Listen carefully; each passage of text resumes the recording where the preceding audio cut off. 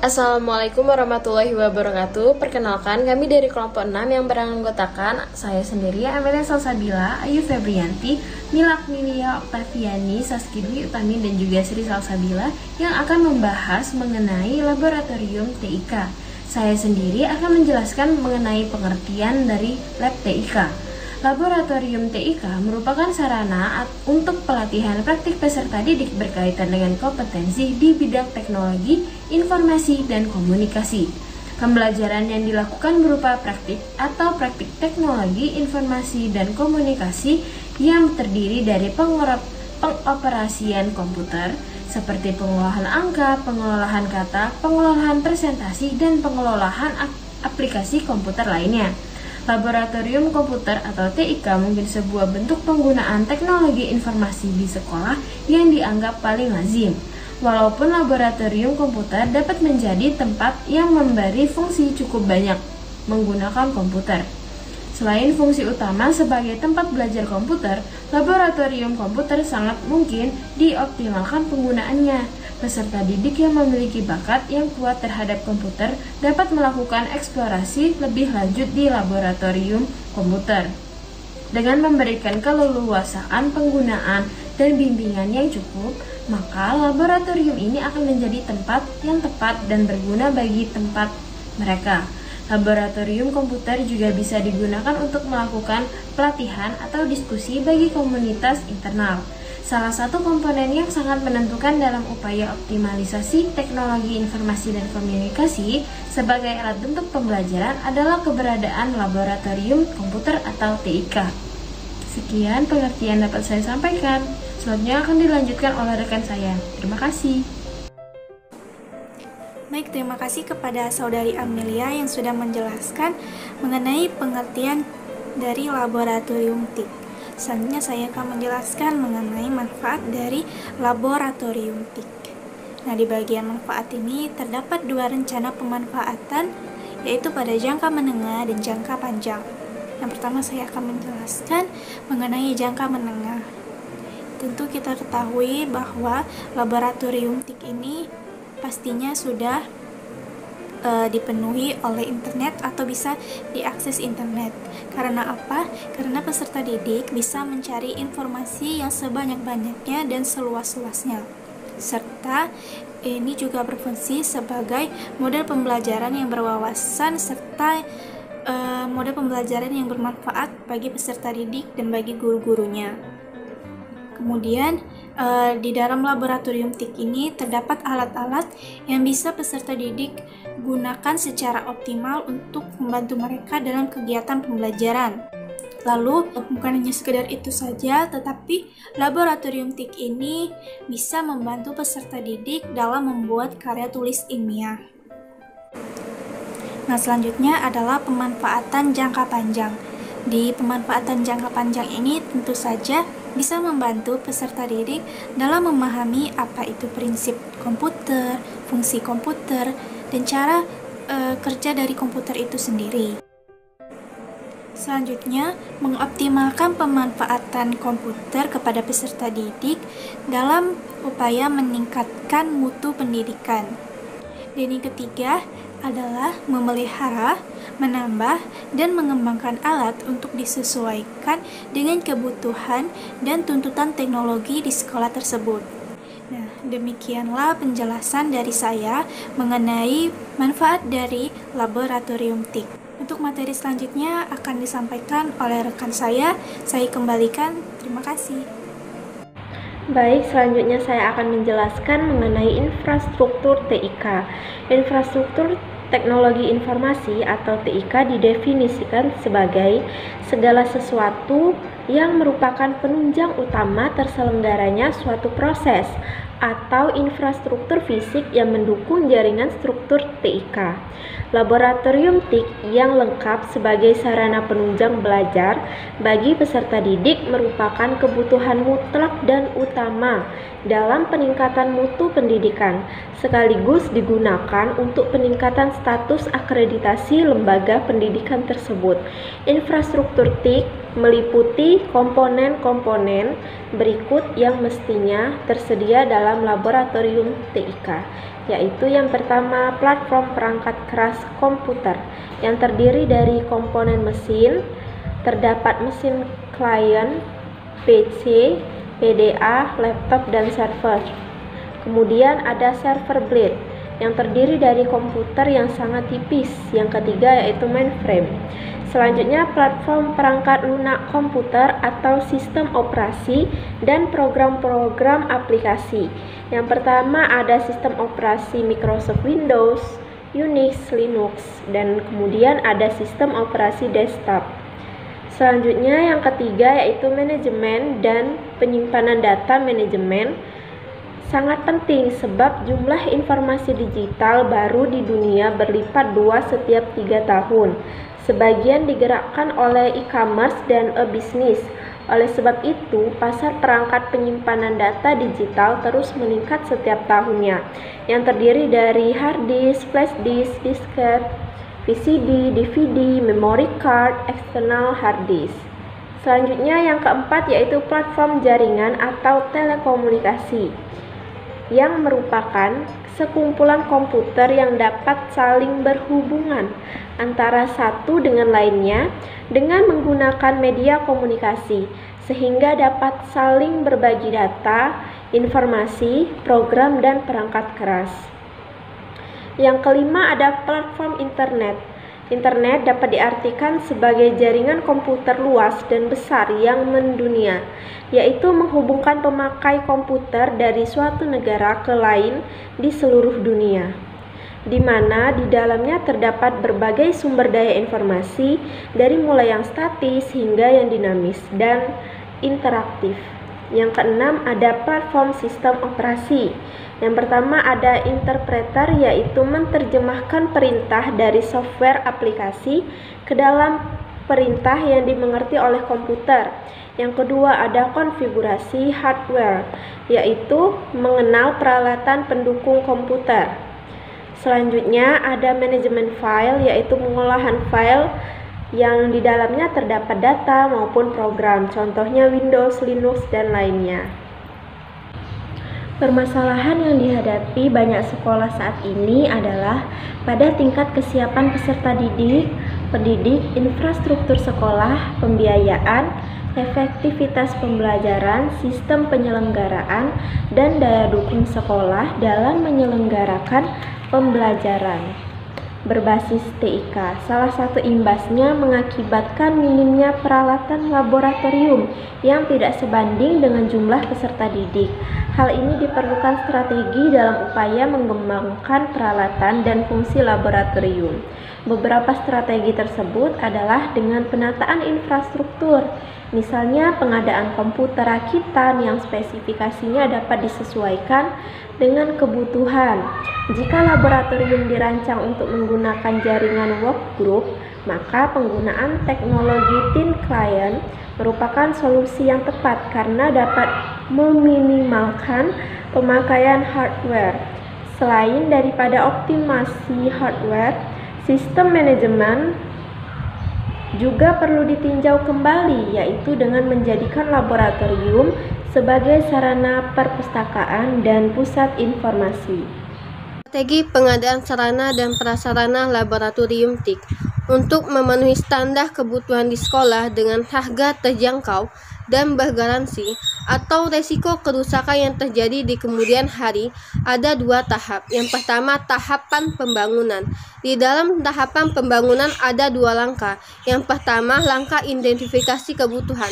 Langkah identifikasi kebutuhan adalah langkah yang sering kali dilupakan oleh sekolah atau instansi yang akan membangun sebuah laboratorium komputer. Yang kedua, persiapan sarana dan prasarana. Dalam persiapan sarana dan prasarana laboratorium TIK, ada beberapa hal yang harus diperhatikan. Yang pertama, listrik. Besar daya listrik amat berpengaruh pada jumlah dan jenis komputer yang akan digunakan. Yang kedua, gedung. Sebuah laboratorium komputer jelas membutuhkan gedung yang cukup baik dari segi keamanan, ukuran, tata letak, maupun dari segi lainnya. Yang ketiga, grounding. Hal yang paling sering dilupakan atau diabaikan oleh instruktur listrik. Yang keempat, meja dan kursi. Yang kelima, tata letak. Tata letak laboratorium komputer amat berpengaruh terhadap proses pembelajaran. Yang keenam, pemilihan spesifikasi. Pemilihan spesifikasi komputer yang akan digunakan amat bergantung pada identifikasi kebutuhan. 2. Tahap pengadaan peralatan laboratorium. Dalam memfasilitasi suatu laboratorium TIK, kita bisa melakukan strategi di antaranya. Yang pertama, membeli tunai. Pengadaan barang dengan sistem beli tunai adalah di mana pihak sekolah membayar kepada toko penjual pengadaan sarana laboratorium sebagai pihak sponsor secara tunai terhadap perlengkapan laboratorium TIK yang dipesannya. Yang kedua, beli kredit. Sistem beli kredit adalah pihak sekolah membayar kepada toko penjual pengadaan sarana laboratorium secara kredit atau cicilan per bulan terhadap sarana laboratorium tersebut. Yang ketiga, sewa beli. Sistem sewa beli adalah pihak sekolah membayar kepada toko penjual pengadaan sarana laboratorium dengan harga sewa dihitung dari jumlah peserta didik di sekolah. Yang keempat, saham. Sistem saham adalah toko penjual pengadaan sarana laboratorium menerbitkan saham senilai total investasi. Yang kelima, block grant. Penyediaan dana block grant secara umum ditunjukkan untuk pemberdayaan dan peningkatan mutu PTK PNF di provinsi dalam rangka mengoptimalisasikan kapasitas dan kemampuan dinas pendidikan provinsi sesuai tugas pokok dan fungsinya. Baiklah, di sini saya akan menjelaskan mengenai tata letak peralatan laboratorium TIK atau komputer. Nah, ini berhubungan dengan bagaimana kita mengatur penempatan alat-alat utama di dalam laboratorium dan alat-alat pendukungnya, yang tentu saja hal ini dikaitkan dengan luas ruangan dan persyaratan-persyaratan umum dalam penataan laboratorium komputer atau TIK. Nah, menurut dari Permendiknas nomor 24 tahun 2007, standar ruang laboratorium komputer atau TIK semestinya dapat menampung minimum satu rombongan belajar yang bekerja dalam kelompok terdiri dari 2 orang. Di mana rasio minimum luas ruang laboratorium komputer ini adalah 2 meter persegi per peserta didik. Jadi satu peserta didik itu menempati 2 meter persegi ruangan. Untuk rombongan belajar dengan peserta didik kurang dari 15 orang, luas minimum ruang laboratoriumnya ialah 30 meter persegi. Untuk lebar minimumnya ialah 5 meter. Selanjutnya, mengenai syarat umum yang harus dipenuhi dalam tata letak peralatan komputer atau TIK adalah yang pertama, luas untuk satu unit komputer minimal adalah 60 cm dikali 100 cm. Lalu yang kedua, jarak antar komputer ke komputer yang ada di belakangnya 30 cm. Yang ketiga adalah jarak antara meja komputer dengan kursi ialah sekitar 30 cm, sehingga jarak mata pengguna ke layar monitor sekitar 40 cm. Lalu ada desain ruang laboratorium komputer atau TIK, itu ada 2 desain. Yang pertama adalah namanya desain klasik, di mana desain ini dirancang seperti kebanyakan tata ruang kelas. Pendidik berada di depan dilengkapi dengan satu unit komputer, layar proyektor, dan papan tulis. Bisa dilihat pada gambar yang sudah ada di PowerPoint. Nah, untuk desain ini kelebihannya ada 2. Yang pertama, peserta didik lebih mudah mengikuti setiap tahap pembelajaran karena arah pandangan ke depan. Lalu, pendidik dapat menjadi sentral perhatian peserta didik. Nah, untuk kelemahannya, ruangan menjadi terkesan sempit. Pendidik kesulitan untuk melakukan pemantauan aktivitas peserta didik, terutama terhadap peserta didik yang duduk di bagian belakang. Nah, selanjutnya, ada yang namanya desain alternatif. Desain ini dirancang sedemikian rupa memungkinkan pendidik untuk moving atau berpindah memantau seluruh aktivitas peserta didik. Nah, bisa dilihat itu digambar pada PowerPoint. Itu adalah bentuk desainnya untuk tata ruang dari laboratorium TIK. Nah, untuk kelebihannya, pendidik dapat bergerak lebih leluasa di seluruh ruang laboratorium dan ruang kelas terkesan lebih luas. Untuk kelemahannya, peserta didik lebih cepat lelah lehernya atau kepalanya karena harus membagi arah pandangan ke depan kelas dan ke depan komputer. Lalu yang kedua itu kelemahannya peserta didik kurang memberi perhatian kepada instruksi pendidik karena posisi pendidik tidak langsung di hadapannya. Itulah penjelasan dari saya. Sekian dari saya. Terima kasih. Baiklah, di sini saya Sri Salsabila akan menjelaskan mengenai aplikasi keamanan di laboratorium TIK. Nah, pada aplikasi keamanan di laboratorium TIK ini salah satunya adalah keamanan jaringan atau network security. Nah, network security ini merupakan bagian dari sebuah sistem informasi yang fungsinya sangat penting untuk menjaga validitas dan integritas data. Integritas data ini adalah menjamin konsistensi data terhadap semua yang diberlakukan terhadap data tersebut. Tujuannya adalah menjaga data agar data yang tidak valid yang akan membantu keamanan aplikasi program dan tidak masuk ke database. Database ini bisa diartikan sebagai basis data. Basis data itu adalah kumpulan data yang dikelola sedemikian rupa berdasarkan ketentuan tertentu yang paling berhubungan sehingga mudah dalam pengelolaannya. Melalui pengelolaan tersebut, penggunaan dapat memperoleh kemudahan dalam mencari informasi, menyimpan informasi, dan membuang informasi. Nah, menjaga konsisten data ini pada relasi keterkaitannya antara tabel serta menjamin ketersediaan layanan bagi penggunaannya.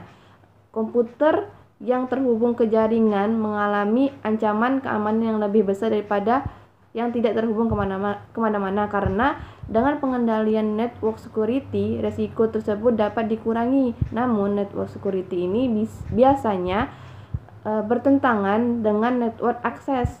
Pasalnya, bila network access ini semakin mudah, network security makin rawan. Sebaliknya, bila network security ini makin baik, nah network access ini semakin tidak nyaman. Hal ini karena suatu jaringan didesain sebagai komunikasi data highway dengan tujuan meningkatkan akses ke sistem komputer. Sementara keamanan didesain itu untuk mengontrol akses.